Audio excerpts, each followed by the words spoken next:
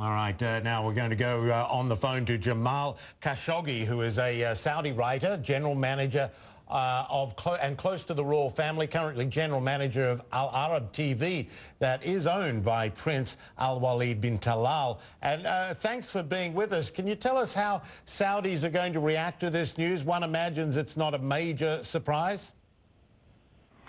It is not a major surprise, but it's a very big event. It is part of the transition that Saudi Arabia and going through. We feel it for the last number of years. We feel the change from one generation to another. King Abdullah will be remembered very much in Saudi Arabia as a reformer. He opened the gates for us to fix up the country. The country needs some fixing, and he was courageous enough to open up a number of doors that will make it easier for King Salman to go through and start finishing what King Abdullah started in reforming thoughts, reforming education, reforming judiciary. He was very courageous to open the issue of judiciary, women's employment, women empowerment. What he dreamed of wasn't completed, so we just pray that King Salman will be the one to finish up what King Abdullah started. What exactly are these dreams that you talk of? You know, we spoke with this dissident in Washington, and he said, listen, the truth is that, King Abdullah was not a reformer, at least when it came to social reforms. What do you say to that? Look, all what Ali was talking about, we speak about in our gathering in Riyadh, in Jeddah. I write about them. There is a strong feel and open discussion in Saudi Arabia about the need for reform.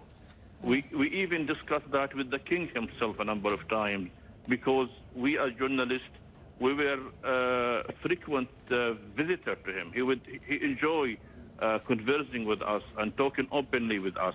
I remember once I asked him personally if when we're going to see a woman as a minister, and he smiled at me and he said, Yawash, Yawash, a Turkish word for slowly, slowly. So he wanted that to happen, and we all want that to happen. And but Saudi Arabia is a conservative country, and he has, when he listened to us, the liberal, progressive Saudis, in the same time he has to listen and address the conservative constituency around him.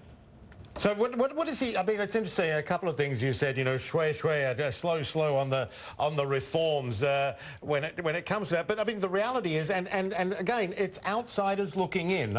Granted, but when you are an outsider looking in, you see, two women about to go to trial for driving. We saw a woman beheaded in the streets. We've had the blogger being flogged, and I understand that it's Saudi's country to rule, but you can understand that also when people look in, they say, okay, well, you can go slowly for so long.